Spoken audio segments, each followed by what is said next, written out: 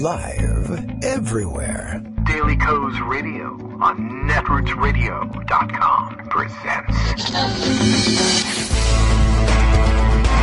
David Walton. Kagro in the Morning Show.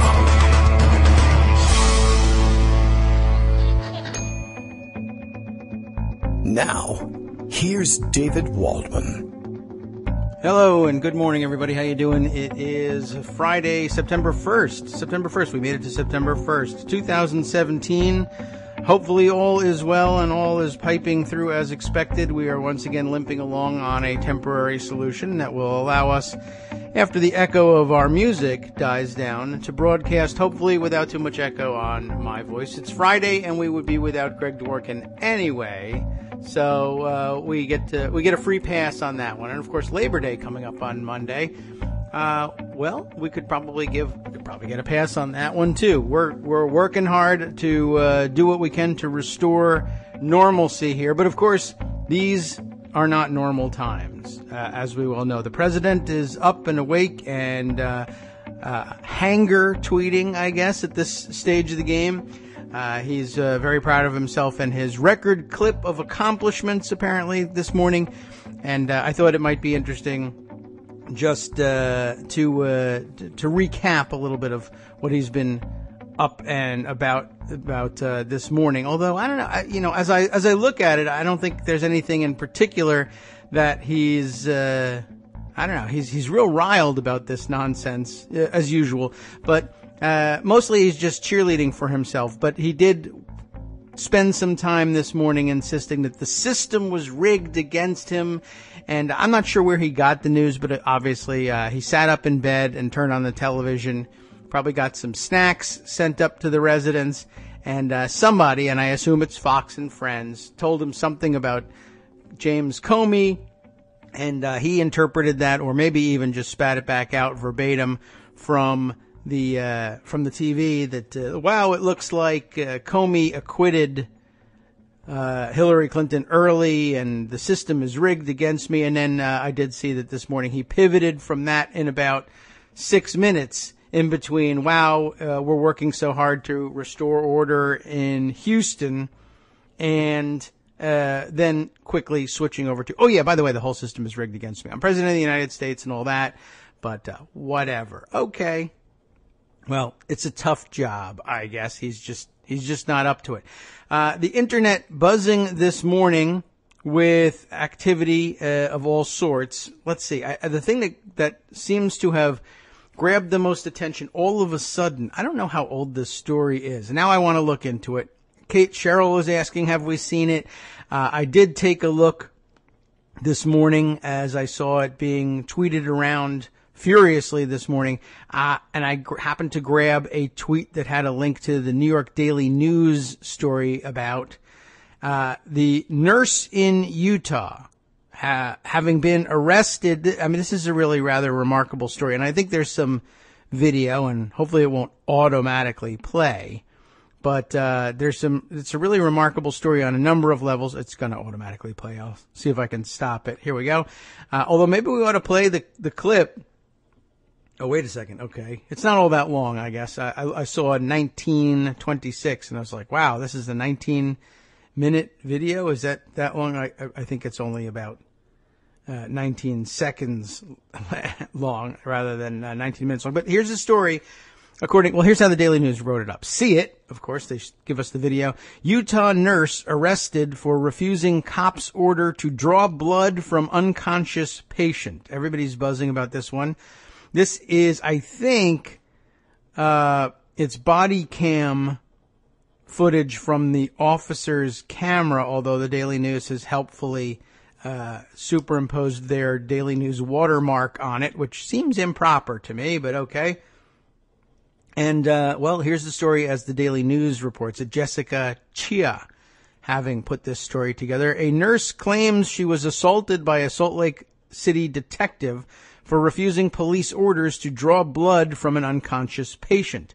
Alex Wubbles is the name of our nurse here. She was working as a charge nurse at the University of Utah Hospital when police detective Jeff Payne demanded a blood sample from a truck driver who was hospitalized after a car crash on July 26th, Deseret News reported. So this is some days old, and I guess it has taken some time for the police video to come out and then to bubble up into the news. The write-up is from today, which explains the light and heat around the story, but I guess this happened in late July. When she refused, citing the hospital's policy, and apparently the policy is, we don't draw blood from unconscious patients who can't consent or who aren't under arrest. And it's a pretty good policy. And I bet all hospitals have it. Most hospitals have it. I don't know. I'm not really certain, but it sounds legit, but that pissed off the cop, apparently. She refused, citing the hospital's policy. Payne grabbed her arms, marched her out of the hospital, and handcuffed her in a disturbing body camera video released during a press conference on Thursday. So that's how it comes to be a story this morning, I guess. Let's see if I want to open up. Well, I'd like to open up the story elsewhere too, but let me finish up with the New York Daily News version of it. When she refused, she is grabbed and she shrieks terribly. I mean, she's obviously afraid and she's being manhandled here. Wubbles, who screamed, "Stop, you're assaulting me," because that is correct. He is assaulting her. And he's not arresting her. He says she's under arrest.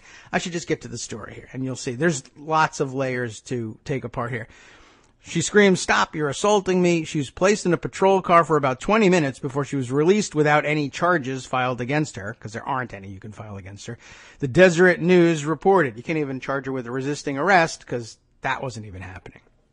On the video, Wubbles can be seen explaining that she was not authorized to hand over the blood because the truck driver was unconscious and unable to give consent. The nurse also stressed that the police did not have a warrant and that the truck driver was not suspected of wrongdoing in the crash. So not only not under arrest, but not even legitimately at that point suspected of wrongdoing. So those are I have read elsewhere the policies of the hospital. I imagine it's the same almost everywhere, if not everywhere. If you can't consent and you're not under arrest and there's no warrant, there's just not going to be any blood drawn just for fun because the cops want it. That's just essentially what was going on here. I'm sure they did suspect him of wrongdoing, but they didn't suspect him formally. They just thought they might be able to get evidence that they needed to rig up some charges. They might even have been warranted. But then, of course, if the charges were warranted, it would have been easy to get a warrant. That's why we call them that. And that's why that's why we use the term that by referring to things that are warranted or not, even when there's no actual paper writ involved. After the supervisor, she's on the phone with her supervisor during all of this. You would have known that if I had read the intervening paragraph. Wubbles then calls her supervisors and placed them on speakerphone while Payne said she was going to jail for interfering with a criminal investigation, which of course there wasn't one at the moment, so it would be awfully hard for her to have interfered with it. But, you know, these police, they feel like if they're doing something, there must be a criminal investigation underway, right? That's not really how it works, but that's how cops think about it. And why educate them as to how their job works, really, right? After all, blah, blah, blah, blue lives, yada, yada. Hey, you know, I do have some questions about this whole story. I'm curious about Alex Wubbles here. I've got no basis whatsoever to make any guess about where she is or was politically, but you know, she's a white lady in Utah, and there are lots of liberal white ladies in Utah. And I would venture to guess that a lot of them probably work in jobs like hers, a nurse, where she actually spends her days caring for people. It's awfully difficult there's plenty of Republican nurses, to be sure. But my first question was, I wonder whether a white lady in Utah has a record online of being like a Blue Lives Matter type person, and then all of a sudden, holy mackerel, police really are abusive because they're abusive to me? I don't know. It may very well be, like I said, her profession could also very easily lead you to believe. And the whole thing is speculation. It's terrible, and I shouldn't be engaging in it. But these are the thoughts that I have, and it's a 2-hour radio show. And I wondered whether that might be in her background. I wondered whether she might just be a very open-minded and sympathetic, empathetic person, and being in an emergency room nurse, she might see all sorts of people from all walks of life coming through in desperate straits, and might in fact have been all along inclined to say, hey, I see lots of people that the police beat the crap out of, and we have to clean up the mess. I'm very well aware of police brutality, and I oppose it in all instances. I don't know. I'm curious to find out. I may never find out, and it's strictly speaking not actually relevant to the case at hand. And we certainly, if we were sitting on a jury, we would not want to know about such things. We would just judge this case on its merits, whether we were on her jury or his. Looks like, based on the reaction, he'll be seeing a jury sooner than she is, since she hasn't even been charged with anything. Anyway, Wubbles calls her supervisors and put them on a speakerphone. Where are the supervisors? There's nobody on site. It might have been the middle of the night, but there's nobody there to fight for her except for a supervisor that she calls on the phone. Anyway, well, nurses union probably will have something to say about it. So keep your unions strong, everybody.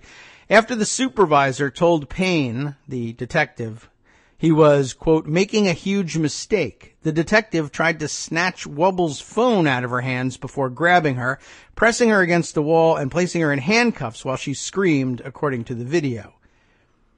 On Thursday, Wubbles held a press conference with her attorney, Kara Porter, calling for the police to be better trained. And I agree. They need to be. But sometimes I think training can't work this stuff out. It's just a matter of demeanor. There are cops who just think that whatever they do, whatever they're working on, is super important and can't be interfered with, and they're right by virtue of working on behalf of the law, period, all the time. And, of course, that's not the case. It's why we have a Constitution. It's why we wrote it down. It's why we have courts.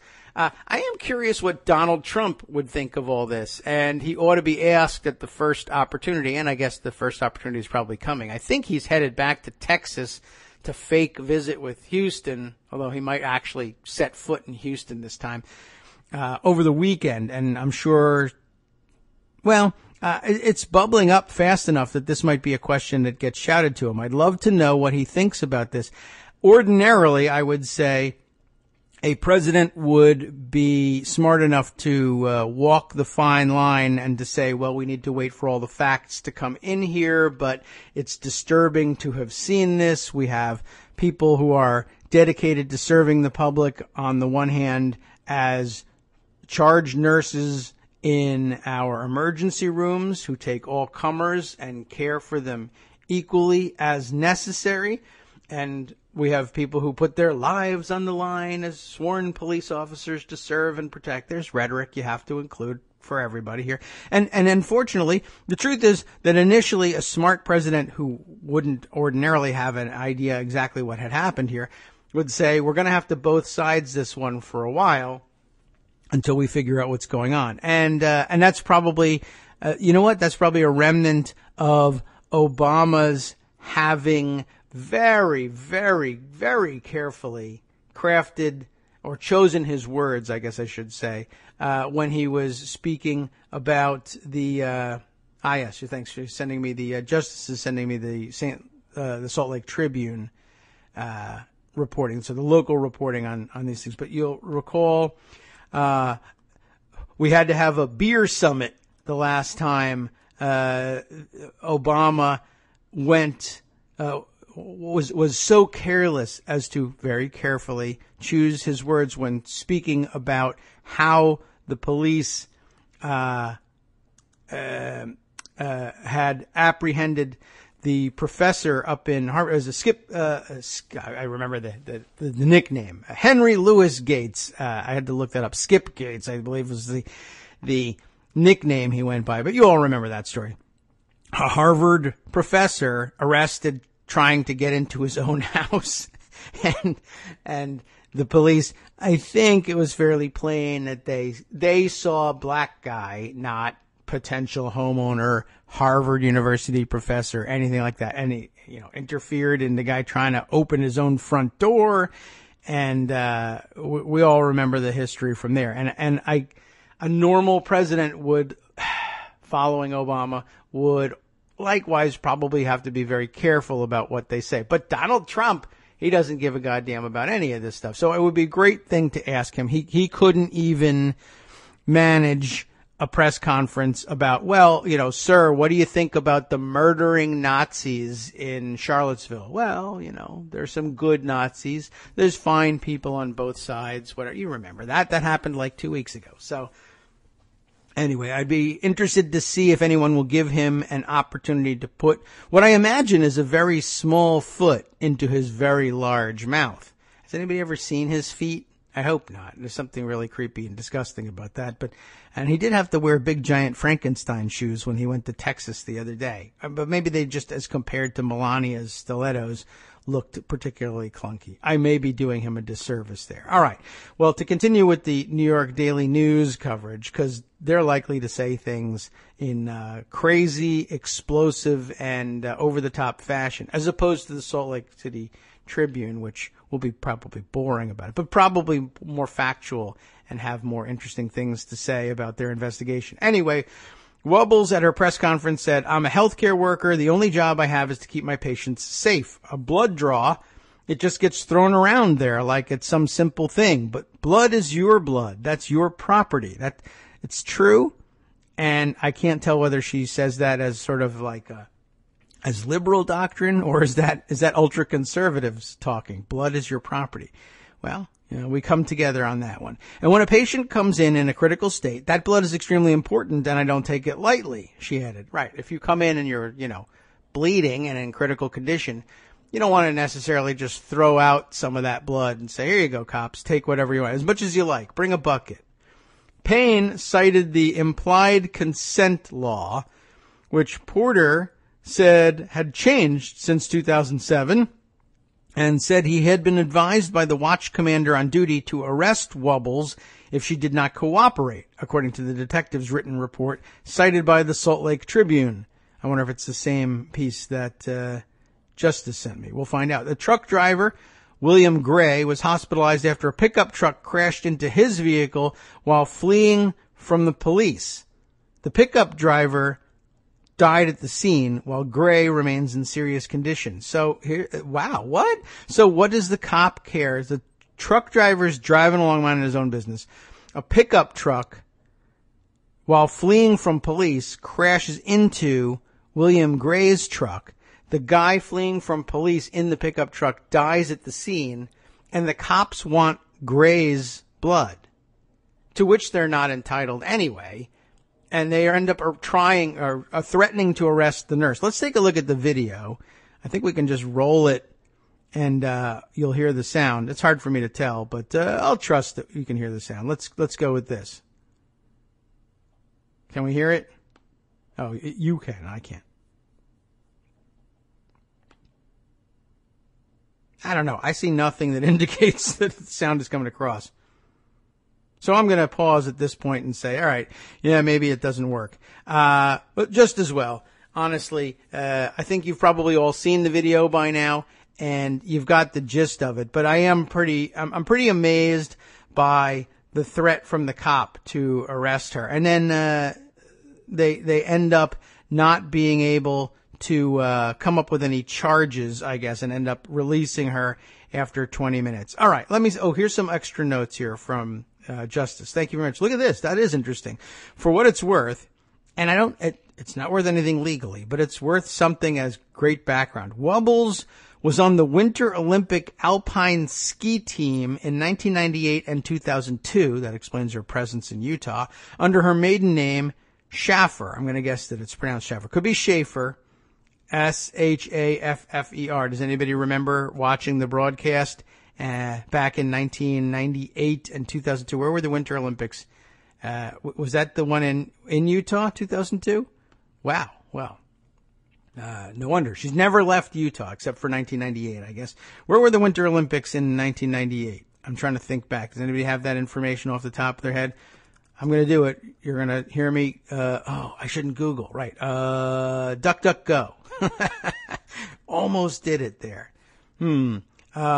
So Winter Olympics, 1998. When was that? Was that the one in, Nagano, Japan. Okay. I remember that. All the city names come back to me. Ooh, that's a nice travel. So Nagano, Japan. When was the one in, what was it? Lillenstadt? What was the, I can't remember the name of that town now. Lillehammer. That was it. That was 1994. Okay. So even further back. Lillehammer. I should remember that. Now, in 2002, was that the Salt Lake City? Yeah, that was the Mitt Romney Olympics. The Romnolympics, I guess we could call them. Okay, very interesting. And now I feel compelled to look up Alex Schaffer as the skier. Oh, she's got a Wikipedia entry and everything here. Let's take a look at that. Alex, I bet it's already updated with this story. Although it did happen in July, so I guess it wouldn't be too astounding. Alexandra Alex Schaffer Wobbles. Should we give the date of birth? Not necessary, right? Let's not. Are people still modest about that? All right. Well, anyway, born in Colorado, an American nurse and former alpine skier who competed in the 1998 and 2002 Winter Olympics in July 2017. It's a brand new entry, I guess. She was subject to an unlawful arrest, although she wasn't arrested, while on duty as a nurse in Utah. So that's the bulk of the very tiny entry. So somebody must have taken care of that this morning. Very interesting. Wikipedia and Wikipedia people are fascinating. Is there anything else that we could find out about her? Let's see. She had some knee surgery. That's interesting.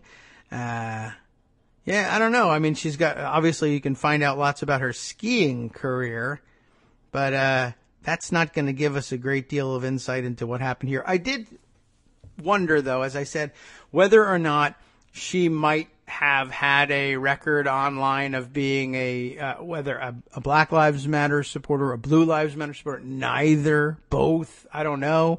But I just poked around briefly before the show, and what I did find was far more interesting than I think anything I would have found had I actually tried to continue with this search. And I'd like to see if we can confirm it. Here's why it's interesting. The first thing I came up with was that the Tea Party folks, that some of the Tea Party websites were up in arms over this incident. And your first thought with these guys, these Tea Party wackos, is that they would, of course, be angry with anybody who would defy police and police orders. I mean, isn't that the position they usually take when the suspect is black? Anyway, if you just follow the policeman's orders, I'm sure everything will come out just fine. You'll be fine. Nobody gets hurt, right? But on the other hand, because they're Tea Party wackos, they also love to insist that they respect the Constitution, and they might conceivably be angry, particularly if she were a member of the Tea Party, for instance. They might conceivably be angry that her constitutional rights were being violated. So I was curious where they would come down on such a thing, but I haven't figured it out yet. I did find this one website that appeared to be outraged about the violation of her rights, which was kind of amazing. But in reading it, I was a little bit confused. I'd never heard of the website, and I saw there were some ads on the site that gave me pause and gave me reason to suspect, was I looking at something that was sort of that somebody might have set up to troll Tea Party members with. I am not certain where they come out on this one, and that's why I'd love to hear what the president has to say about this one. I don't know whether his instincts would be to back the police And I think really Donald Trump's first instinct would be to back the police absent any advice from, let's say, Steve Bannon, who he apparently continues to call on his personal cell phone and talk to all the time. Or he might be taking advice from Bannon about things like, well, this is a white lady. We need to be taking her side against the police on this one. I'm curious to know how they would advise him. And I'd be curious to see him freeze in the headlights and not know what to say, and except that if he's far enough from the press, he'll just duck the question and try to escape and walk away. Here's another note from Justice, who says also the injured semi-truck driver, the big truck, is a reserve cop in Idaho when he's not driving trucks, which is also another interesting story. You can't make ends meet as a police officer or a truck driver. Now you got to do both. Great job on the economy, everybody there. So why the interest in getting his blood? I'm very curious about that one. Let's open up the Salt Lake Tribune report on this thing. We won't be able to get to it just yet because our first station identification break is coming up. Besides which I have to patrol this one for auto playing video. And we'll comb through this one and see if there's any more or different information and facts being brought to light about this.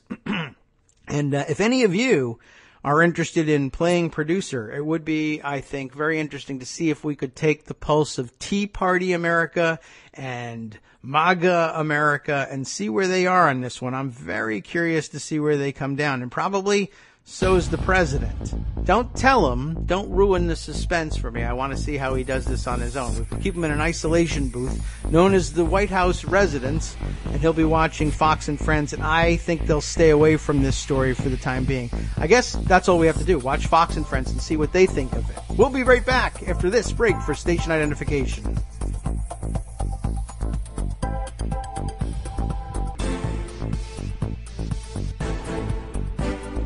We are back from our brief break here on the Kagro in the Morning Show. Thanks for sticking with us, and thanks for listening, as you should, all day long, to our friends here on Netroots Radio. Let's bring our music down and get back to our investigation. Did you find anything over the break?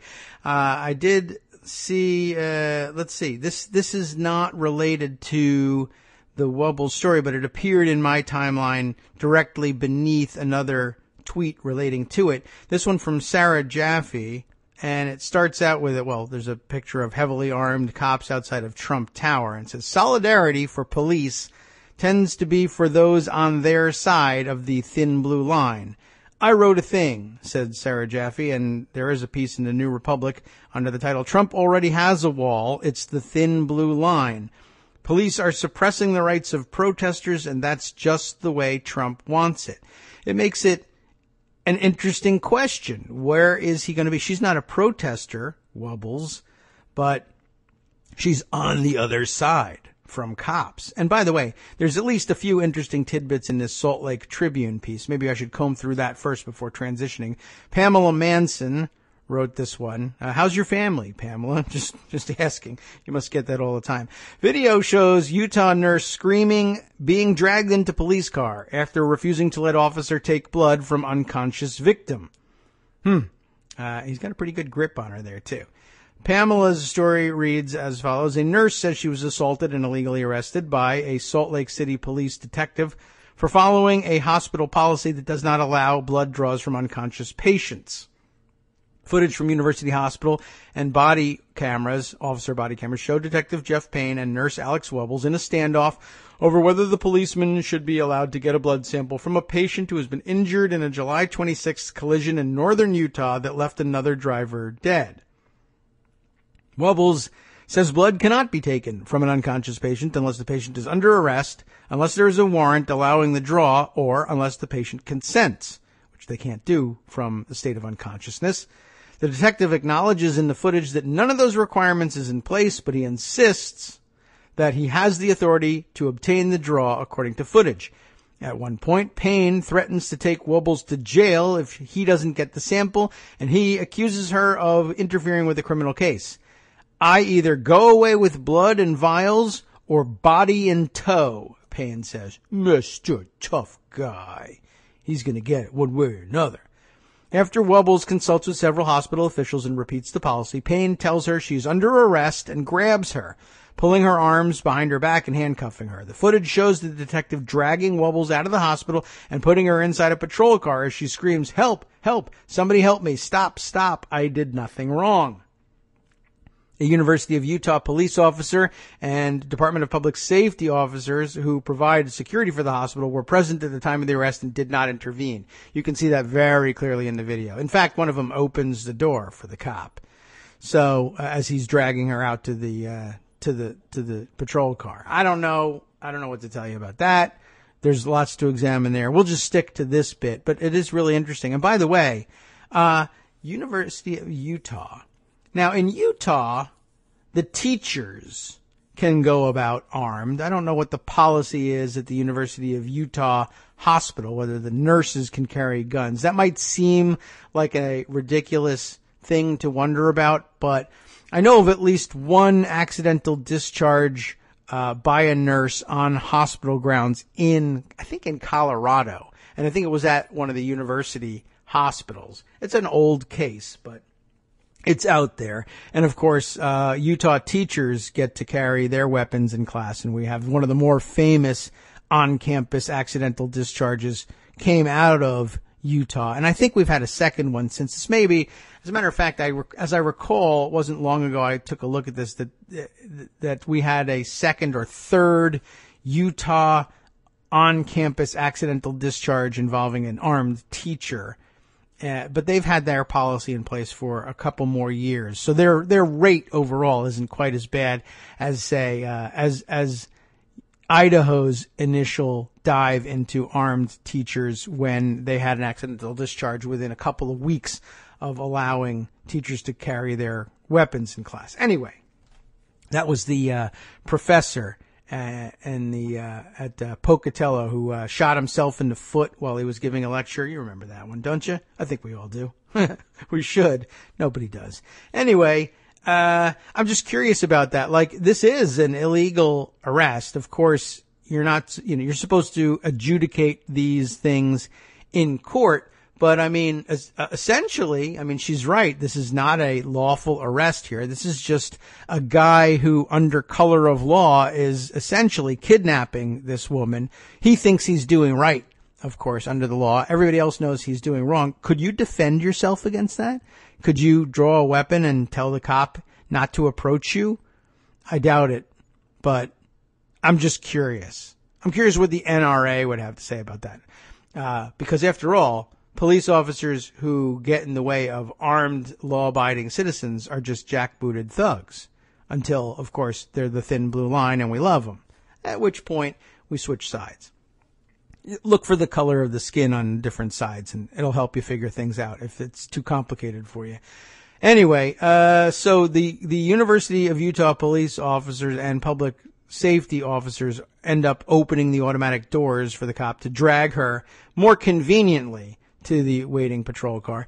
As he stands in the hospital parking lot after the arrest, Payne says to another officer that he wonders how this event will affect an off-duty job transporting patients for an ambulance company. Another cop who can't make ends meet. Maybe it's economic anxiety that caused him to do this. That is a possibility. Economic anxiety is bored and looking for something to do these days, now that we've forgotten all about it. Parts of the footage were shown Thursday at a news conference at the office of Kara Porter, a Salt Lake City attorney representing Wubbles. Salt Lake City Police Sergeant Brandon Shearer said the department started an internal investigation, which is ongoing in response to the incident. Payne was suspended. There's, I guess, some whiteness at work, too. Suspended from the department's blood draw program.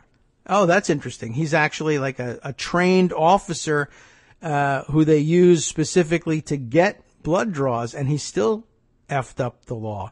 Payne was suspended from the department's blood draw program, where officers are trained as phlebotomists. Wow. You don't often get to use that. I hope I pronounced it right. So they can get blood samples, but he remains on duty with the police department, Shearer said. So not so great. He lost his blood drawing rights because he forgot what the policy actually is. The department also has held training for the officers in the program as a result of the incident, he said. Oops, we have the policy completely upside down and backwards. In a written report, Payne said he was responding to a request from Logan Police, Logan, Utah, to get the blood sample. Well, that explains everything. Logan Police asked, so you got to get the blood. They wanted a blood sample to determine whether the patient had illicit substances in his system at the time of the crash. Why they suspected that he might, I don't know. Maybe that's policy on everybody, but you got to wait till the guy wakes up. Payne explained the exigent circumstances and implied consent law to Wubbles, incorrectly, I guess. But according to his report, she said, her policies won't allow me to obtain the blood sample without a warrant. Payne, who says he wanted the blood sample to protect the patient, not punish him, said he was advised by Lieutenant James Tracy, the watch commander on duty that night, to arrest Wubbles for interfering with the police investigation if she refused to let him get the sample, according to the report. Gideon was wondering whether the superior, I guess Lieutenant James Tracy, would be suspended too. That's a good question. Not really sure. He also says, by the way, he'll be voting Republican in the next election because Logan Police asked him to. Why not? Tracy said in his report that he spoke on the phone with Wubbles and told her he believed that they had implied consent to get the sample, but she cut him off and said she would not allow the draw without a warrant. He then went to the hospital and tried to tell the nurse why she was in custody, but she appeared to not want to hear my explanation, Tracy wrote. Well, yeah. Porter, however, said implied consent has not been the law in Utah since 2007. That's 10 years, guys. I would wager that it might even be longer than Payne has been a police officer, but I'm not sure. I'm curious to know now. When did he join the force? Wikipedia will not yet have that information. Does it say anywhere? Is there a link anywhere about Payne and how long he's been a cop? I'm sure that will come out in the police press conference to come. But wow, 10 years off on the law. That's pretty horrible. I see a comment coming in here. Meredith says, here is a bad cop story from my state of Georgia. And I heard this one this morning when my alarm went off. I have it tuned to WTOP, the local news radio station that we were talking about, and with regard to their reporting on Charlottesville the other day. And I heard something about this one this morning. They were talking about it on the news. A white Cobb County police officer who told a woman during a traffic stop that, quote, we only shoot black people, will be fired. Not fired at, but fired. I was a little curious to find out the context of that one. Like, why would he say something like that? And I don't know whether they have any answer to that. But, thank you for adding to our pile here. It's a related story. I mean, there's lots of bad cop stories all over the place, obviously. But this one's causing a bit of a stir, too. Thank you for bringing it up. Anyway, let me stick to one thing at a time. Yeah, right. It's a ridiculous statement on my part. Sorry. I apologize. I'll see myself out. So Porter said the implied consent thing hasn't been the law in Utah since 2007. And the U.S. Supreme Court ruled in 2016 that the Constitution permits warrantless breath tests in drunken driving arrests, but not warrantless blood tests. Now, your breath is your property, too, but I wish you would keep it to yourself. Okay, they see a difference there, and okay, sure, why not? It's certainly less invasive by far. She stressed that the patient is always considered the victim in the case and never was suspected of wrongdoing. And I guess I could see a story under which the detectives claim that he's trying to protect this guy could mean something. Then maybe that's where Justice's thing about the guy also being a part-time reserve police officer comes in. Maybe they felt a little bit protective of him and they wanted to prove that he wasn't under the influence of anything. But you know what? I mean, for a guy who's citing exigent circumstances case law, I mean, they don't bother to also teach you, well, if he were under the influence of some sort of substance and you wanted to protect him in that case, a really great way to protect him at that point would be not to bother taking a blood sample. I don't know what the Logan police had in mind. Maybe they didn't know he was an officer, or maybe they did know he was an officer and they hate his guts and they were hoping to contaminate the sample with some, I don't know. Could be anything. The point is, it's very difficult to believe that he was protecting anybody by drawing blood. I would think would do better to simply not have a sample available, because then how could a court later conclude that he was under the influence of drugs or alcohol, even though there was no blood sample taken and no diagnostics showing the presence of alcohol or drugs or any other impairment? And they might say, well, why didn't you get such a sample? We can't assume that it was possible, that we can't assume that it was the case. We have no proof that the driver of the truck was intoxicated, and we have to leave it at that. But we might have had proof if you had just gotten a blood sample, and he could have said, well, it was prevented by the hospital staff who correctly cited the law and hospital policy. I couldn't get a blood sample as much as I wanted to. The protective move there is to take no sample. But Mr. Genius, I guess, he's not the Solicitor General. He's a Salt Lake City or Salt Lake County, possibly, detective who heard the word exigent circumstances once or twice in a classroom. Anyway, by the way, does everybody know what that's all about? I mean, he's arguing exigent circumstances law. He's basically saying, yes, it's true that only a patient can give consent, and without, in the absence of consent, it can only be overridden by there being a warrant for drawing the blood or the patient being under arrest at the time. But we need to get a sample as soon as possible, because the longer we wait, the less sign of drugs or alcohol there will be in the blood. So time is of the essence, and we can't wait for his consent. And so the exigency of time passing and diminishing the blood alcohol content or the presence of drugs, etc., overrides all of this. It's exigent circumstances that require our superseding the prohibition that would otherwise prevent us from taking the blood. It happens in a lot of settings, and it's a thing cops argue for all the time, and they usually get away with it too. But you'll hear that exigent circumstances being invoked in the case of no-knock warrants, etc. We were afraid that the suspects would destroy the evidence or the drugs that we were looking to seize from them if we alerted them to our presence and made known that we were police officers there with a warrant. And so, the courts are pretty happy to let that go when there's a clear bad guy, or somebody that you can argue is a clear bad guy anyway. And here, a truck driver who got hit by somebody fleeing from the cops, I don't know what the exigency is. Again, the better move for the patient is to leave him alone if you're on his side or trying to protect him. I guess I start to wonder what color our truck driver is.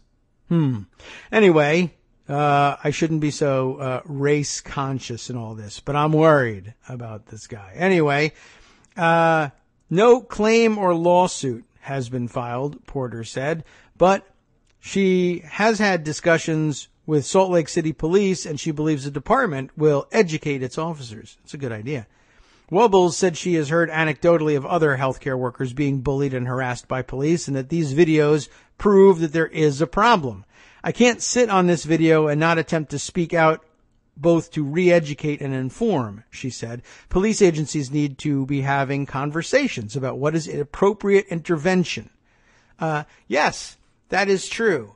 And again, leaves me curious whether she applies this more broadly, like sometimes they're not even health workers who are being harassed and intimidated by police, and that maybe it would be a good idea to use similar video to speak out and re-educate and inform.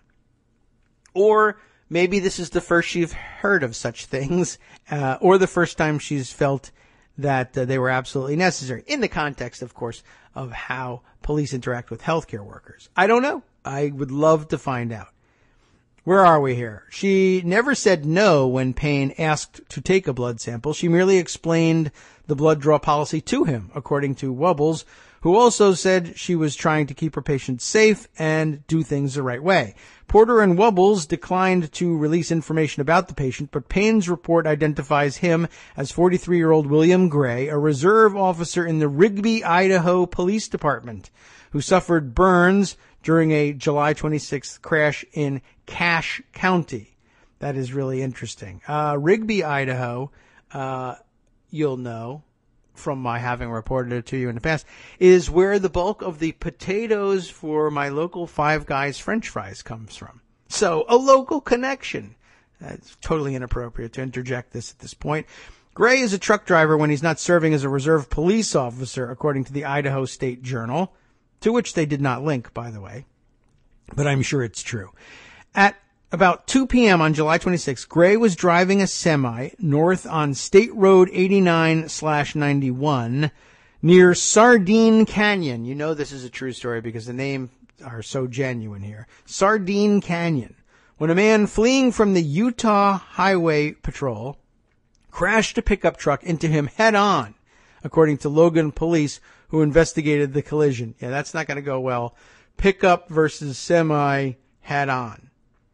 The crash caused an explosion and a fire. Not so much an explosion as a rapid expansion of the gases, etc., but you know that story. Logan police officers have said Gray was on fire when he exited the semi. The driver of the pickup truck, Marcos Torres, 26, died at the scene. Police have said Torres was fleeing from the Utah Highway Patrol after other drivers reported him driving recklessly. Well, not hard to believe. He drove into into an oncoming semi, so that's pretty reckless. Wubbles, an alpine skier, who competed in the Winter Olympics in 1998 and 2002, when her last name was Schaefer, or possibly Schaffer, has worked as a nurse at University Hospital since 2009. I see the rest of Twitter now catching on to her Olympic background, which is interesting enough to interject with it anyway, even though it has no bearing on the story. But wow. Well, maybe it does. I mean, she'll have a fan base out there, which will make things interesting if, I don't know, the president and or MAGA and or other white supremacists or whoever decide they want to come down on the side of the police in this one. Thank you, Karen, for checking it out. William Gray is white, for what it's worth.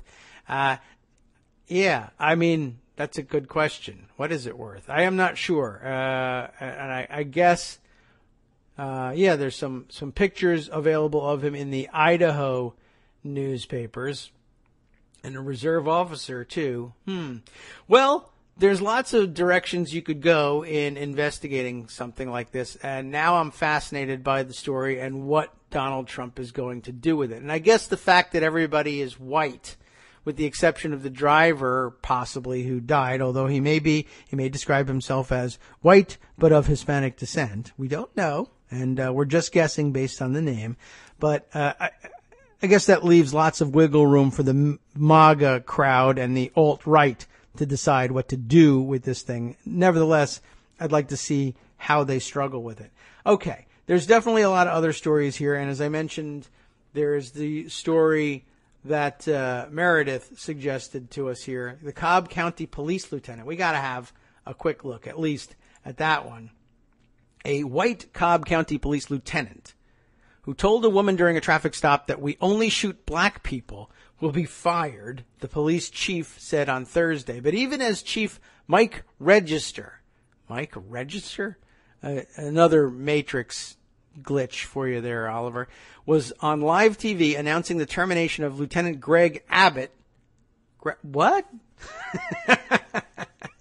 That's another fun coincidence for you too, right? Okay. It's not the governor of Texas is the lieutenant in the Cobb County, Georgia police force.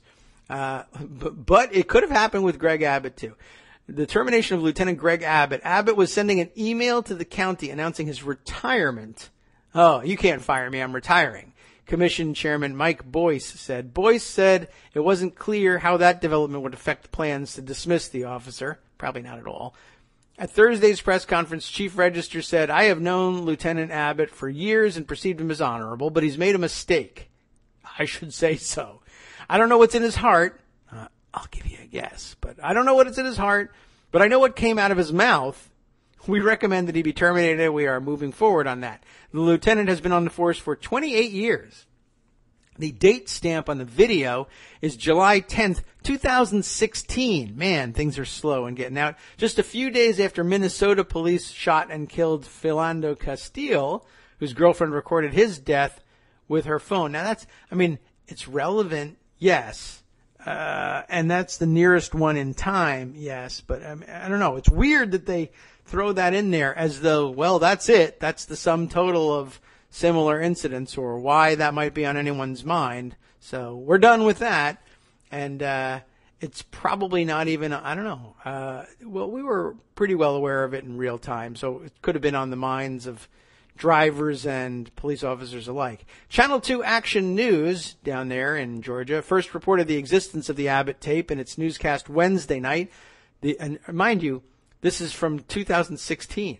The footage shows the officer speaking through the car window to a female passenger in a vehicle that had been stopped for a suspected DUI. We've got a separate issue here that we have to talk about is the speed or lack thereof with which police video is released. And you got to wonder, what isn't coming out? I wonder. And, we knew as soon as we started moving towards these body cams that there was going to be an issue about who controlled the video and access to it. Now, here we are seeing a situation like we have in Utah, and it takes a month to get the information out. Here, it took over a year for that tape to see the light of day. Anyway, the woman stopped for suspected DUI tells Abbott she's afraid to reach for her cell phone because, quote, I've just seen way too many videos of cops. And at that point, Abbott cuts her off. But you're not black, he says. Remember, we only shoot black people. Yeah, we only kill black people, right? All the videos you've seen. Have you seen the black people get killed? Well, that is really interesting. It actually makes me think that he was just mad at having been accused of being the kind of cop who would be so bad that he would shoot anyone reaching for her cell phone, and that he resents her bringing that up. And the woman's clearly in Abbott's mind not black. But remember, we can't always tell. But what a dumb thing to say, obviously. And I'll still say, well, yeah, you can't say that and continue on the force, because at the very least, it shows that you're not taking the situation, at the minimum, it shows that you're not taking the situation very seriously and not conducting yourself in a business-like fashion at a minimum. And at worst, oh, you're a racist and you're just telling me the truth about what you think. That doesn't really look like how it comes across, but you can't say it either way. The footage is from July 2016. The article continues. Register took over as chief of Cobb Police in June of this year. At this afternoon's press conference, Register said, I wish Lieutenant Abbott well, but I think that was a very inappropriate thing for any police officer to say, but especially one of our leaders in the department. And that's the bottom line of it. I feel badly for him if he really was trying to say, oh, yeah, you've seen the police videos. But, we kill all the black people, right? Sure. Yeah, right. That's what everybody believes now. They've seen a couple of videos and they think that's what's happening. And, that's just not a temperament that ought to be out there on the streets, quite frankly. You can't have your buttons pushed that easily. And you ought to know not to say something like that. If that's giving him every benefit of the doubt, it's still highly inappropriate, and I'm thinking they did the right thing here. Wow.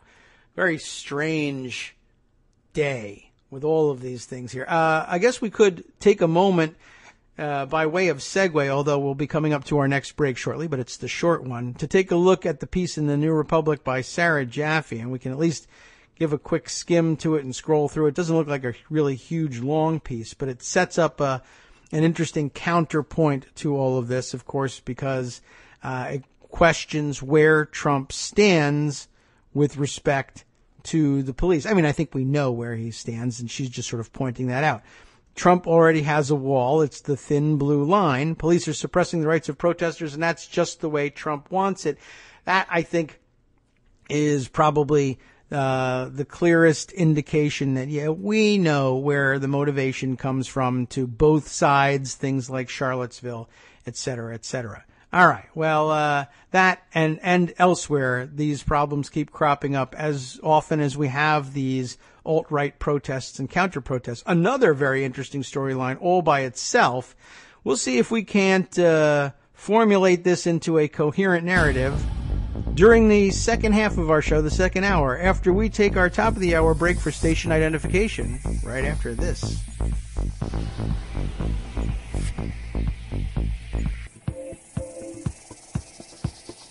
Welcome back to the Kagro in the Morning Show on Netroots Radio. I let the music roll all the way through that break, and apparently it gets real quiet at one point. It's going to make it a nightmare to edit later on. Not a nightmare, but okay, a brief distraction as I try and find what would normally be the blank spot in the digital readout, the visual representation of our sound file of the show we make. But that's neither here nor there. You don't need to know. Worry yourself about that one. Okay. Let's take a quick look at what Sarah Jaffe had to say, because that's always relevant to this stuff. And since we've talked so much about Charlottesville and so much more to come, let's at least get that in. At protest after protest in recent years, when police officers have moved in with their pepper spray or rolls of orange mesh to break things up, the same chant has greeted them. Who do you protect? Who do you serve? It rang out in the Occupy encampments and in the movement for Black Lives. It could be heard last week in the streets of Phoenix, Arizona, where thousands of protesters thronged the streets outside Donald Trump's rally. As Phoenix police fired tear gas canisters, pepper balls, and flashbang grenades into mostly unarmed crowds, it was clear that what the officers were protecting was power. It was a war zone that was initiated by the Phoenix Police Department. Alejandra Gomez, an organizer with Living United for Change in Arizona, who was in the crowd, told me. The chant took on a particularly urgent tone in Charlottesville, Virginia in early August as armed white supremacists waving torches and wearing body armor marched and assaulted residents. I got to pause just for a second on that one, by the way. I still don't get it why police departments accept if they really are on the side of the Nazi protesters, why they tolerate the body armor, the actual body armor that some of the guys show up in, and the improvised stuff. The alt-right weirdo dudes that showed up in batting helmets and face masks and gas masks sometimes and elbow pads and shin guards and shields and sticks and stuff. I don't know why they tolerate that. And I know that the alt-right spent a lot of time just sort of gradually testing the boundaries of what you would be allowed to bring to a protest. It seems like their history involves doing things like, remember when you come to a protest, bring a flag on a flagpole, but what you do is you staple your flag to a big stick that you can use as a weapon, and then it evolved from there, and but police let them get away with gradually more and more weaponry and armor, etc. And I don't know why they don't just say, well, you can't possibly be here for a peaceful protest if you're dressed that way. The answer to which is, well, we think we'll be attacked, and the answer to that being, well, we're here to protect you from that, and the answer to that being, well, we don't think you're going to do a very good job of it, and yet Blue Lives Matter and we love you. So it's a little bit difficult. Well, yes, as Gideon points out, the Nazis now, of course, come with their own armed militias, they show up to do these things too, but they don't actually show up in the numbers necessary to protect the size of the crowd they had gathered at Charlottesville. They would certainly complicate things, but for the most part, the alt-right protesters who showed up, who were, teens and 20-somethings, were just relying on their shields and sticks and being together in numbers. They may have known about the presence of armed contingents as well, but I don't think they really suspected that those guys would open fire on the police at any point to prevent the alt-right fight clubs from being arrested for clubbing people over the head with their sticks. But, maybe. I don't know. They could believe anything. And I have some information about that, and I'd like to make that a story too. But I won't be able to do it unless I get through with the New Republic piece here and move on. The chant, of course, took on a particularly urgent tone in Charlottesville, Virginia, where white supremacists waving torches and wearing body armors marched and assaulted residents. Video released last week confirms at least one of the white supremacists, as care worker Corey Long had earlier noted, fired his gun into a crowd of counter-protesters and, in the words of the New York Times, strolled past the line of about a dozen state police troopers who were safely positioned about 10 feet away behind two metal barricades. None of them budged. Who do the police protect, and who do they serve? By the way, there's also great video out there of the alt-right protesters throwing themselves bodily into the police lines and trying to push back police barricades and police in riot gear. I mean, just literally throwing their bodies up against the shields of the police officers, who sort of patiently wait there like a mildly disturbed mother elephant playing with a baby elephant, goofing around. Oh yeah, well, never mind. They're just having their fun. Let boys be boys. They're just blowing off steam. And I can't imagine that lasting more than 30 seconds, 30 milliseconds really. If the crowd is, let's say, somehow differently complexioned. I don't know how to say it. Okay. So who do the police protect? Who do they serve? These are real questions, not rhetorical ones. And after the last couple of weeks, more people than ever are asking them out loud. Yet the President of the United States is intent on encouraging the same old horrifying answers. Whether he is denouncing both sides in Charlottesville or urging Long Island police officers to replicate the kind of tactics that killed Freddie Gray in Baltimore, Trump has emphasized at every turn that he is less interested in the rule of law than in order by any means, which of course is not the same thing as order at all. It's quite the opposite. It's disorder, but to hell with that. Anyway, a different subject. His decision this week, announced by Attorney General Jeff Sessions at a National Fraternal Order of Police event, to resume at full force the 1033 program, in which the weapons of war are distributed to local police departments, was another such salvo, as was his pardon of the infamous former Sheriff Joe Arpaio, which Trump hinted at in Phoenix and then issued Friday night, even as Texas braced for unprecedented flooding from a catastrophic hurricane. Arpaio once laughed as he compared his infamous outdoor prison in Maricopa County, Arizona, to a concentration camp. Prisoners there, according to Gomez, were denied air conditioning in 120-degree heat and fed moldy bread. Arpaio neglected to investigate violent crimes against Latinos and instead spent his resources rounding up and terrorizing immigrants. He was convicted of criminal contempt for defying an order to stop his practices, which a court ruled regularly violated the rights of Latinos. By pardoning him, Trump has sent a message to police officers at the core of his base. Not only will he support the worst of police abuses, he also believes that those abuses are part of an officer's job. The fact that violent crackdowns on protesters, rough treatment for criminal suspects, and brutal mistreatment of immigrants are seen as simply prerogatives of the police is indicative of a fundamental crisis in police legitimacy, writes sociologist Alex Vital in his forthcoming book, The End of Policing. While the police tend to argue that such behavior is necessary to keep people safe and society in order, the leniency we have seen being offered to armed white nationalists, this summer, suggests that violence is not meted out equally. Indeed, Vital writes, the origins of policing are rooted in colonialism, labor conflict, and slavery. From armed slave patrols in the American South to colonial policing by the English in Ireland to the police riot at Chicago's Haymarket Square during the 8-hour day strike, police have been expected to protect private property and serve power. The reality, Vitale writes, is that the police exist primarily as a system for managing and even producing inequality by suppressing social movements and tightly managing the behaviors of poor and non-white people, those on the losing end of economic and political arrangements. Meanwhile, the president seems just fine with that, more than fine, in fact, and so we get the curious spectacle of the police claiming they face discrimination, blue racism, in the words of one poorly thought out ad, even as the executive branch hands them everything they ask for. Now I know where we're going to transition to. During the early days of Occupy, one would occasionally hear a different chant aimed at the police. Cops are the 99%. Remember that?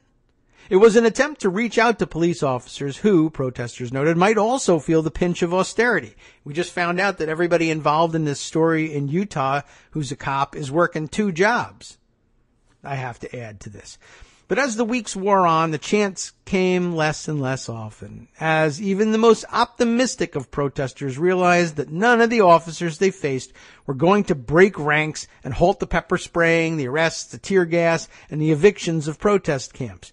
Wherever they might fall on the economic spectrum, the police did not, apparently, feel like part of the 99%. With all the intense debate over Trump's vote totals from the white working class in the wake of the election, it's surprising that the position of police has not received more scrutiny. Police have an uneasy relationship with the rest of the working class, but they do share many markers that are often used to determine working classness in the media and in scholarship. A majority of them are white men without college degrees. They have unions and often bargain fiercely for their working conditions. The average police officer makes a little over $61,000 a year, according to the Bureau of Labor Statistics. Only about 30% work in departments that require college. Many of those who do attend college, Vitale tells me, attend criminal justice programs that are primarily taught by instructors who are themselves former police, offering more of a how-to than a critical examination. And I do frequently hear about those criminal justice programs as they turn out gun fail entrants every once in a while as well. And, of course, we have this other program that trains you to be a phlebotomist, but that didn't appear to instill any critical thinking skills along the way either. This matters because while college attainment is a poor indicator of one's class position, the education that police officers do get, whether in a criminal justice program, the police academy, or on the job, is designed to set them apart from the rest of society and create within the force an ideology of its own. Their own MBA culture, in a manner of speaking, I guess. Policing represents a deeply conservative view of the nature of the state, Vitale says, in which the only appropriate role for the state is a repressive one, to use punitive mechanisms to coerce people into proper behavior or even improper behavior. I'll take you to jail if you don't improperly behave, nurse. This ideological position, Vitale adds, is more pronounced in the United States than elsewhere, and it has been heightened in recent years. Police and their unions lean Republican and have for a while now. Their support for Trump is certainly no surprise. In fact, in 2012, it was a major shock when the Fraternal Order of Police didn't endorse the Republican presidential candidate, Mitt Romney, after Romney backed an Ohio law that attacked police collective bargaining rights. That's where they part with them, remember? Alongside those of other public sector workers, he faced angry pushback. Police, used to being carved out of such bills as they had been in Wisconsin, instead found themselves working with other unions to successfully overturn the bill via referendum. Mike Weinman of the Ohio Fraternal Order of Police told me at the time, "It's kind of different for us to sit at a table with all these folks. It worked out pretty well, but there was some apprehension there for a little while." Mitt Romney's enthusiastic support for the plan doomed him with the national FOP. In Ohio, the union even endorsed liberal Democrat Sherrod Brown for the Senate. But this story is notable precisely because it is so rare, as Weinman noted. Police unions may support collective bargaining rights, but they have little record of fighting for them unless their own are on the chopping block. Historically, it has been the nature of the police to help suppress labor conflict, not support it. Solidarity for police tends to be for those on their side of the thin blue line. Trump's overtures to the so-called white working class, combined with his vocal denunciations of left protesters and his calls for more police with fewer restrictions, was the perfect blend to win the support of police unions as well as that of Border Patrol and other law enforcement unions. Indeed, the ascent of Trumpism seems to be only fanning the flames of an us versus them mentality. The sight of the thin blue line flag, an American flag in all black with one blue stripe across it, is more and more common on homes and on cars. Photographer Paul Weiskel even captured a police officer with such a sticker on his service revolver at the protests against white supremacy in Boston recently. The flags, Vitaly says, are part of the idea that there is a war on the cops.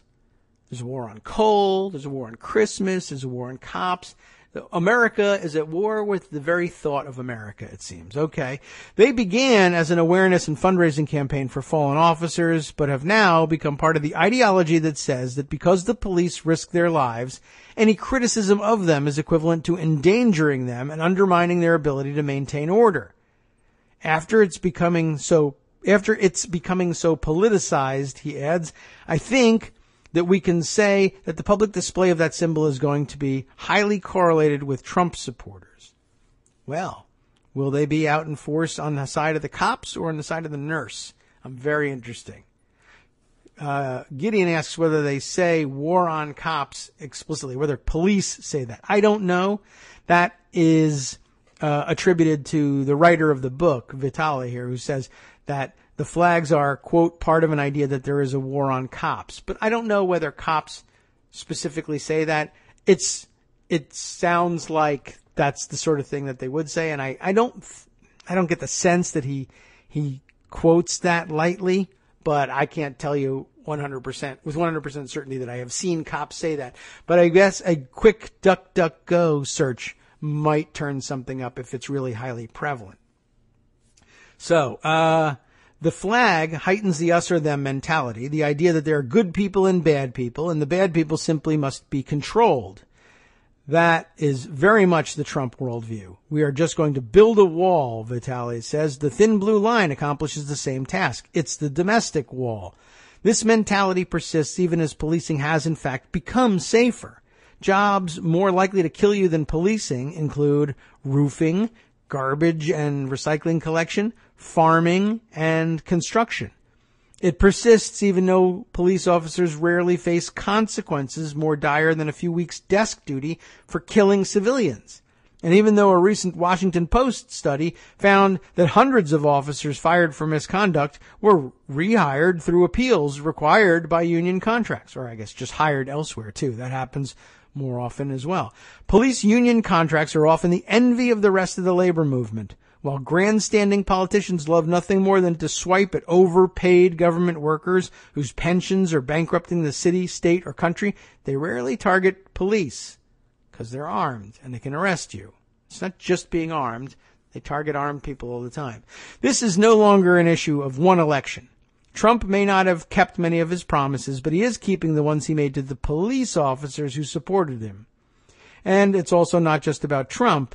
Around the country, police work hand in hand with far-right politicians orchestrating crackdowns on immigrants, harsher penalties for crimes, and so-called Blue Lives Matter bills that make crimes against police equivalent to crimes against marginalized and oppressed groups. In California, for example, the California State Sheriff's Association is working hard to bury a sanctuary state proposal, and one sheriff even publicly floated the idea of her county simply ignoring the law if it were to pass. While the occasional story of an officer with neo-Nazi tattoos or apparent ties to white supremacist websites does surface from time to time, this is not a matter of individual officers going rogue. It is a belief system produced through the decades of American policing. A history that includes police collusion with white supremacist vigilantes in the South and elsewhere, as Vitali points out. There's also police overlap with militia groups like the Oath Keepers. In 2015, reporting for my book, I spoke with Sam Andrews, a former Oath Keeper who had left the organization over its refusal to endorse an open carry march he held with black residents of Ferguson and the greater St. Louis area. For the police in the organization, he said, such a thing was a bridge too far. These days, open collusion with white supremacist groups might be less common, but it's not really. But an offensive post made to the Instagram account of the Patrolmen's Benevolent Association of Newburgh, New York, this August, struck a nerve because it seemed to echo the policy on the ground in Charlottesville. The image, rapidly denounced by the PBA and the police department, showed a Confederate flag juxtaposed with a photo of a young black man with sagging pants, with the words, "This does not offend me," emblazoned over the flag, and "This BS does" over the photo of the young man with the sagging pants. It was a sign, once again, of just who us and them is. And so, in the age of Trump, police and the institutions that represent them continue to double down on their siege mentality. As protesters confront white supremacists in city after city, as I write this, Berkeley's streets are full of red flags and tear gas, police still seem to see protesters, particularly protesters of the political left, as a sign of disorder. The movement for Black Lives, along with its demands for accountability or even abolition of the police, is felt to be a particular threat to police officers, and Trump has done his best to encourage this feeling. With his approval ratings at an all-time low and officials departing his administration like proverbial rats from a sinking ship, Trump has sent a signal to what Marcy Wheeler has noted is the respectable part of his base, the police, that anything goes. This should concern us. Many of the arguments that Trump would quickly put an end to democracy have been overblown. Yet, if there is a fear of creeping authoritarianism in this country, it should be in the nexus of law enforcement and Trumpism. Michael German of the Brennan Center for Justice, a former FBI agent, warned that the combination of allowing certain groups to commit political violence against opponents of the government with intensified crackdowns on protests against the government is how police powers expand and governments stop protests altogether. The fact that Trump's ideal police force is one that cares only for its ever-increasing power to enforce order with ever larger weapons should frighten us all. And it does, and it should. So properly appointed there. Oh, let's see. Gideon found an instance of the war on cops in a Radley Balco article for the Washington Post. Not surprising there. A headline from this September 2015 piece. Once again, there is no, quote, war on cops. And those who claim otherwise are playing a dangerous game. Here's Fox News earlier this week. The piece begins, shamelessly exploiting a tragedy to gin up outrage. And the embedded video, I guess, asks, why the rise in police shootings? Sheriff Mike Lewis, I guess, explains it, and I guess he makes use of the war on cops language. It says here, also lower down in the article, all of this fact-free fear-mongering is having an effect. A Rasmussen poll taken last week, remember this is in September of 2015, says 58% of respondents now believe there is a, quote, war on police. Just 27% disagreed. So pretty amazing. Thanks for the research on that one, Gideon. Let's see. There's about 15 different places that we absolutely must go next from this series of stories. I have to choose one, and I'm going to go with the bigger picture on it. It's a shift, but follow me along the way here. Think about our argument, or the policeman's argument, the detective's argument about exigent circumstances and what you can argue in bending people's understanding of the law here. Think also about the expansion of law enforcement authority, and think also about who's involved in law enforcement. That's an executive branch prerogative, enforcement. But there's another branch that, both of the other two branches, in fact, have a very specific and narrow interest in enforcement mechanisms. And we're going to get real theoretical here. Here's what we're going to do. Brad Miller, who is formerly a member of Congress representing North Carolina, these days no longer in Congress, but who, by way of background, was the chairman of the Oversight Subcommittee of the Science and Technology Committee in the House when he served and when the Democrats were in the majority. And he ran into some really serious difficulties in performing his oversight functions during the George W. Bush administration, with respect to a lot of intransigence from executive branch officials in terms of producing documentation that was subpoenaed by the oversight committees, not just his own, but of others. And it was his committee and a couple others that got frustrated to the point where we were finally discussing something I had discussed at the time, the revival of the inherent contempt powers. Contempt is the common thread here. I want to carry this over. Anyway, Brad is back with an article in Verdict, Legal Analysis and Commentary from Justia, I guess, neither of which I'm actually familiar with, but I'm very well familiar with Brad Miller. Get this one. All right, here's the shift, but see if you can follow the arc of my thinking here on this one. Presidential pardon power may not be so absolute after all.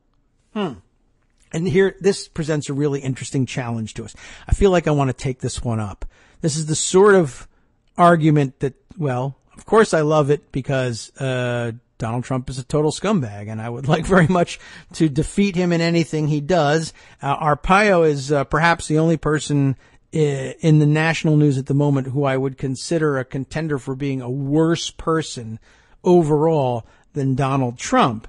And he got pardoned, and so I would like to do anything I can to defeat that, but that's not even really the issue. There is a larger one, and of course everybody is afraid of the pardons he may bring to bear or try to bring to bear in the Trump-Russia investigation setting. Of course, we're bumping up against, very soon we'll go to our next break, so we'll get to the substance of this thing later on, but I'll, by way of background again, keep setting up this story. This is a topic that I would love to pick up because it reminds me an awful lot of the fight we had and the situation we faced with filibuster reform.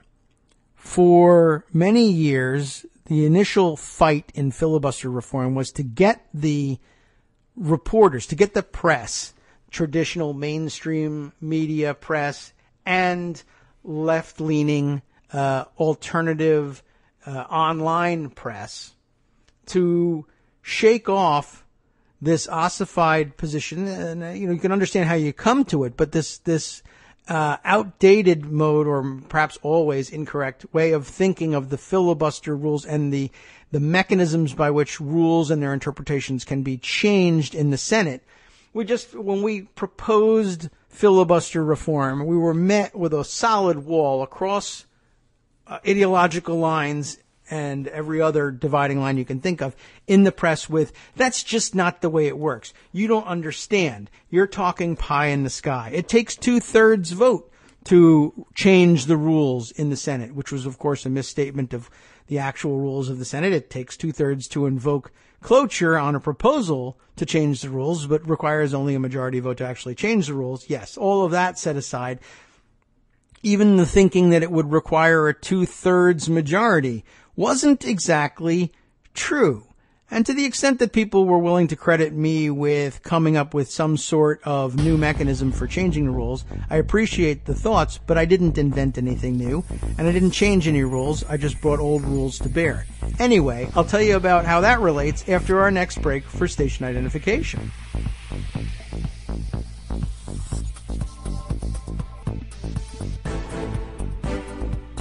Welcome back to the exciting conclusion, we'll call it, of the Kagro in the Morning Show right here on Netroots Radio. Hello to everybody who waited through the station identification break with us.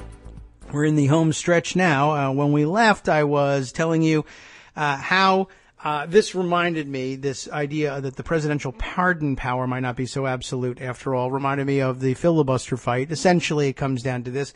Everybody thought they knew, without a doubt, that the rules were the rules, and there simply was no way to reform the filibuster in the Senate without first getting 2/3 of senators on board for such a change. And all I did was remind you, no, that has not been the case historically. Things have been done very differently, and there are pressure points that can make it possible with a very different procedure. But it took a couple of years of pounding that home and showing everybody the argument and showing everybody the history of how it had been done. And then it happened, and in a brief moment, for a little while, the left-leaning online press in particular was willing to concede that something interesting had happened here, and some interesting historical and legal analysis forces had been brought to bear, and a change had been made. But everybody else just sort of said, oh, yeah, it's an old thing, and pretended that they had never spent years insisting that, no, that is absolutely not how it works, and it can never happen that way. And we're in a similar moment now. Everybody hates the pardon, but there's nothing you can do about it because the pardon power is absolute. That's what they keep saying. Absolute. He has the right to do it. You might not like it, but the power is absolute. And I don't know. Maybe it isn't. Brad Miller has an interesting argument as to why it might not be. And I'm not sure whether I'm expanding on it in the thoughts that I've had or simply expressing it in a different way. But let's let Brad Miller express it this way. The chances are minuscule that President Trump gave deep scholarly consideration to the constitutional separation of powers implications of his pardon of former Maricopa County Sheriff Joe Arpaio for criminal contempt of court. It is unlikely that his already harried lawyers gave the question much more thought, if Trump even asked for their advice, one level on which this whole thing is completely ridiculous. Of course, I have to add that. So yeah, there's no chance he gave deep scholarly consideration to it. He's not capable of doing that. But here are all the cues to what's going on here. Separation of powers implications, criminal contempt of court. The presidential power to pardon the federal crime of contempt of court may not be as limitless as they assume, however. It certainly should not be. Or rather, I guess I should say, it certainly should not be. Arpaio's conviction was more of a lifetime achievement award for contempt of court than punishment for a single act of defiance. Arpaio has been named repeatedly in legal proceedings for constitutional violations, which have cost Maricopa County taxpayers tens of millions of dollars. I want to say it again for the Tea Party fans in the audience, of which there are zero, for the MAGA fans who love the Constitution and say so in their Twitter bios, love the Constitution. He's been repeatedly cited in legal proceedings for constitutional violations. I love the Constitution, except when Joe Arpaio violates it, because those people are the victims, right? Anyway, Arpaio's abuses of power were many. Arpaio conducted vindictive criminal investigations of political opponents on flimsy, exaggerated, or even fabricated evidence. The targets of his investigations included 2 members of the County Board of Supervisors, Superior Court judges, and a former state attorney general. He publicly investigated his 2004 election opponent for an alleged rape 30 years earlier. He investigated lawyers who brought lawsuits that challenged his conduct, a journalist who wrote unflattering articles, and reportedly a federal judge who issued an unfavorable ruling in a racial profiling case. Arpaio sent a SWAT team in the dead of night to conduct a search of the home of the school superintendent, a tactic usually reserved for the most violent suspects, because exigent circumstances, right? Okay, just to connect. Anyway, the victims of Arpaio's taxpayer-funded political vendettas incurred ruinous legal expenses and suffered permanent damage to their reputations, but the investigations resulted in exactly one conviction. that school superintendent, who was accused of Arpaio of all manner of public corruption, pleaded guilty to a minor misdemeanor that had not been a part of Arpaio's investigation. She had hired her daughter 9 years earlier without express approval by the school board, a requirement of Arizona law for the employment of relatives of certain school officials. It was at worst a technical violation of an obscure statute. And maybe that is being too kind. I mean, it is public corruption, I understand. The county attorney, an Arpaio ally, was disbarred for his role in the investigations. That's how egregious they were. But it was Arpaio's signature abuse of power, racial profiling, that led to his conviction in July for criminal contempt of court. And that's extraordinarily important. He'll make it very clear as to why. But he wasn't convicted of violating the civil rights of the people he was racially profiling. He could have been. He wasn't at the time, but he was, at the time that he was pardoned, was only in jeopardy for his contempt of the federal court order to cease those activities. The federal government revoked Arpaio's authority to enforce federal immigration laws because of Arpaio's repeated violation of the constitutional rights of Latinos. But Arpaio continued to conduct neighborhood sweeps of Latino communities and traffic stops to detain undocumented immigrants. In 2011, the federal court ordered Arpaio not to detain anyone who was not credibly accused of anything other than undocumented immigration status, not even people with brown skin who spoke Spanish. You're over. It's finished. No more, Arpaio. You hear me? Federal court says you can't do this. If you do, you're in violation of our order. Arpaio argued at trial that the order was vague and any violation on his part was unintentional. Since the court issued the 2011 order, however, Arpaio had repeatedly expressed his disdain for the court and for the federal government generally. He reveled in the national attention to his defiance. He said in one television interview that he would, quote, never give in to control by the federal government. The court had a ready way to assert its authority if Trump had ordered federal prosecutors to drop the contempt of court charge. That was Trump's initial plan, from which Attorney General Jeff Sessions dissuaded him. The U.S. Supreme Court has spoken directly on this point in Young v. United States, a 1987 case. The ability to punish disobedience to judicial orders is regarded as essential to ensuring that the judiciary has a means to vindicate its own authority without complete dependence on other branches. And I'll stop here just in the middle of the Young v. United States case to say, you see our connection to why Brad Miller is interested in this. Inherent contempt is analogous to this. Congress's, the legislative branch's own ability to ensure that it has a means to vindicate its authority without dependence on other branches. In other words, if they're demanding subpoena compliance from the executive branch, they can't very well ask the executive branch to prosecute itself if they don't want to comply with the congressional subpoena. But then the congressional subpoena means nothing unless Congress has its own means, independent of the other branches, of punishing defiance of its subpoenas, inherent contempt. That seems almost like an alien concept in modern practice.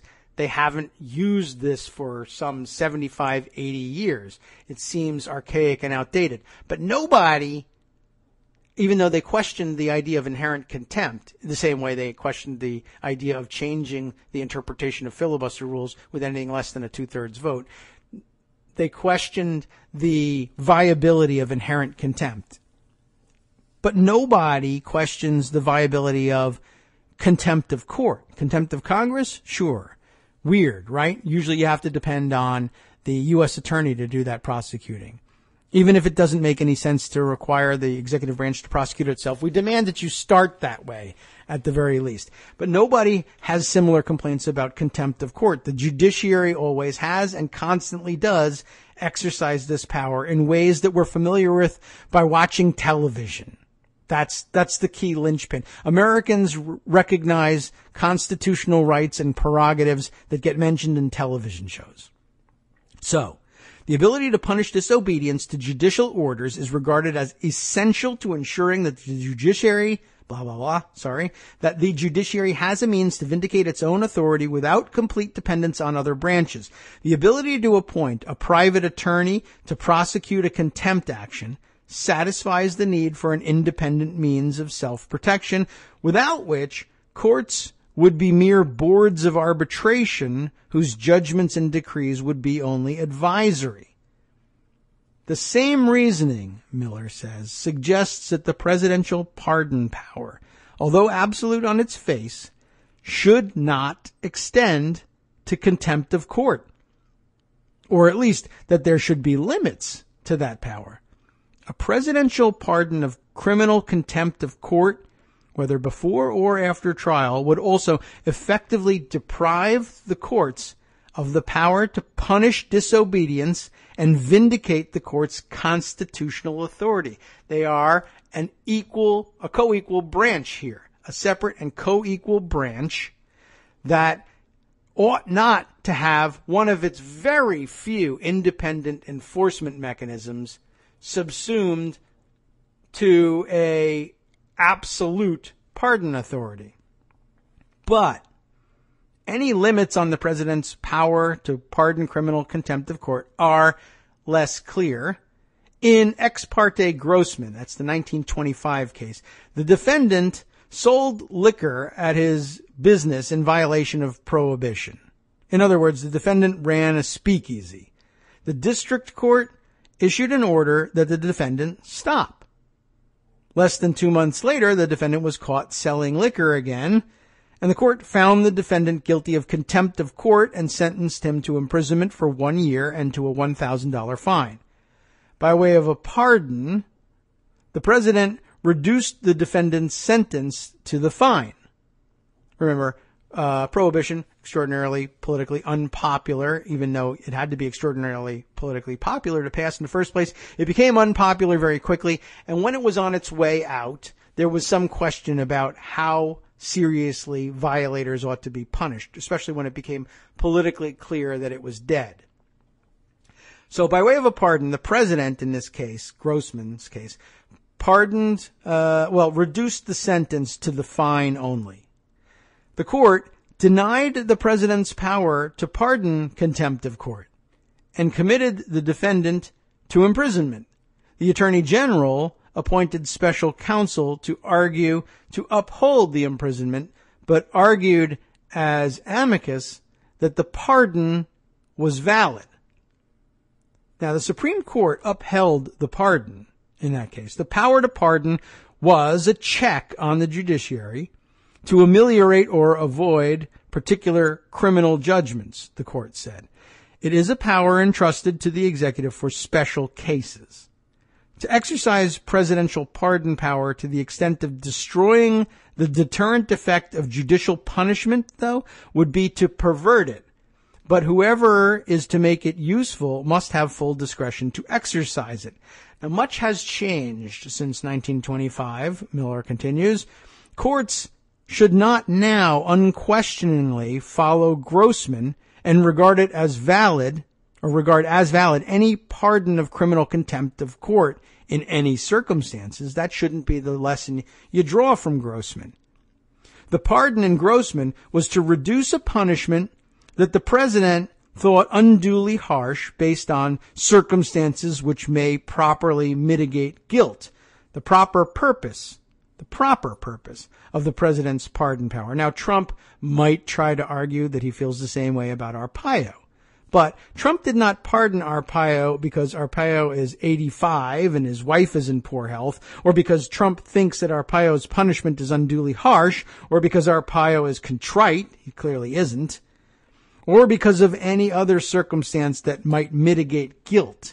Trump granted the pardon because Trump shares Arpaio's disdain for the constitutional rights of the Latinos whom Arpaio detained, for the rule of law generally, and for the court's order specifically. Trump regards Arpaio as an American hero, and his pardon is an intentional insult to the dignity and constitutional power of the courts. The conduct of the defendant in Grossman violated public morality as then expressed by prohibition, but did not violate the rights of any particular person. The court issued the 2011 order in a civilian lawsuit against Arpaio, brought by Latinos who were victims of racial profiling. The pardon leaves those plaintiffs without effective recourse in the courts to protect their constitutional rights. And that's a result that Trump intends. The court in Grossman said that the prospect of the president's granting successive pardons of constantly recurring contempts to deprive a court of the power to enforce its own orders was so improbable as to furnish but little basis for argument. Exceptional cases like that, the court said, if to be imagined at all, would obviously suggest resort to impeachment rather than to a narrow and strained construction of the general powers of the president. Successive pardons by President Trump to defeat the power of the courts to enforce judicial orders is not hard to imagine at all. It seems highly possible, perhaps even likely. The court's suggested check on that abuse of presidential power, impeachment, is wildly impractical. There are almost no circumstances in this era of blind partisan loyalty and intense division in which 2/3 of the Senate would vote to remove the president from office. Senators Jeff Flake of Arizona and Dean Heller of Nevada are already in deep trouble with Republican primary voters for insufficient obedience to Trump. Impeachment proceedings would only deepen partisan divisions. If our Constitution is to survive, there must be some other check on the president's power to pardon those who violate the Constitution with his blessing. I think it's actually a pretty solid argument. That's not to say that it's going to win. That's not to say that it's going to be persuasive with the Supreme Court. That's not to say it's going to be persuasive with Neil Gorsuch, whose mother was held in contempt of Congress and was probably one of the last times in the modern era, with the exception of Miller's service and consideration of the necessity of inherent contempt. But, I mean, you've heard the story, but if you're new to the show, Neil Gorsuch's mother, when she was EPA administrator, refused to comply with congressional subpoenas, and they had to ponder whether or not they would use the inherent contempt power to punish her for her defiance, because the U.S. attorneys, the Justice Department, refused to prosecute her for contempt of Congress. She was able to thumb her nose at congressional subpoenas with little or no recourse available to Congress unless they could use their inherent contempt power. And that was very worrisome to them because, like we had mentioned, it's sort of an archaic, an ancient power, and people weren't used to seeing it exercised. But everybody knows about contempt of court. There's no question here. The only thing that's left to ponder is whether or not it ought to be permissible unconditionally, absolutely, as we regard the pardon power to be absolute, for the president to be able to say, the courts, where they offend me, have no power to enforce their own judgments.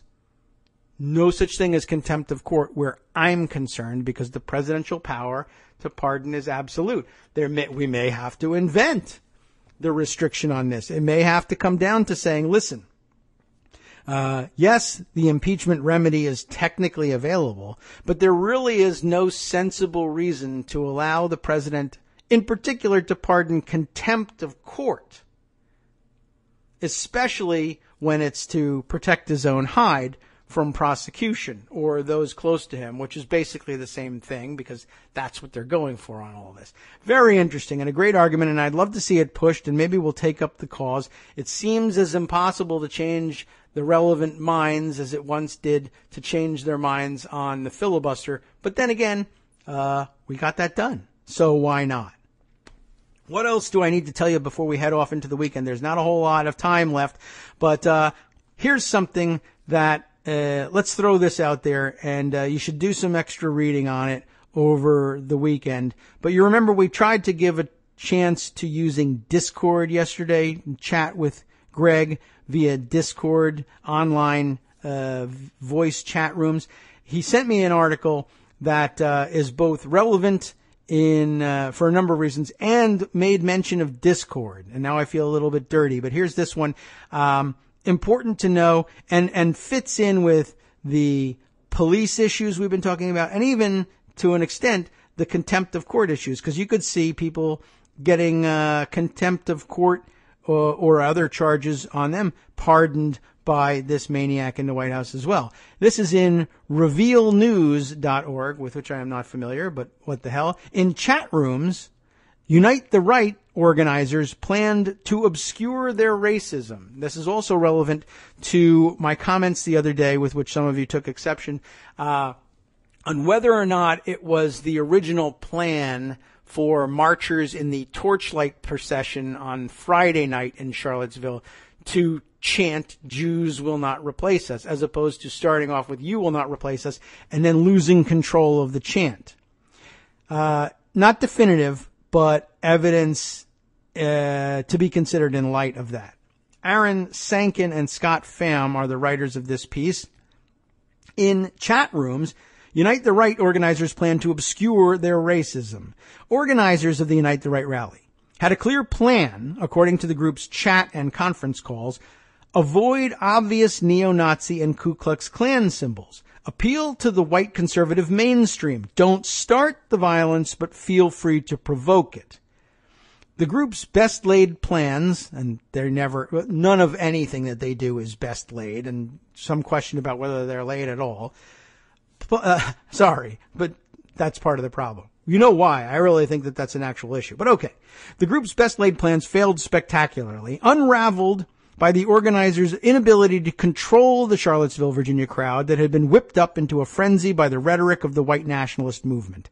A review of the chat logs and audio recordings by Reveal from the Center for Investigative Reporting shows that the event's organizers worked to obscure the most racist elements of their movement from public view, yet did not want to repudiate it internally. And here's a quote: "Going up to MSNBC and them interviewing you saying we should kill every non-white on the planet. I don't necessarily have an issue with listening to that on a podcast or whatever, but if you were going to do something like that, even if it's your true belief," and there's a loaded package there, "that's not the objective of this rally." Unite the Right organizer Eli Mosley said during a conference call in the days leading up to the August 12th event.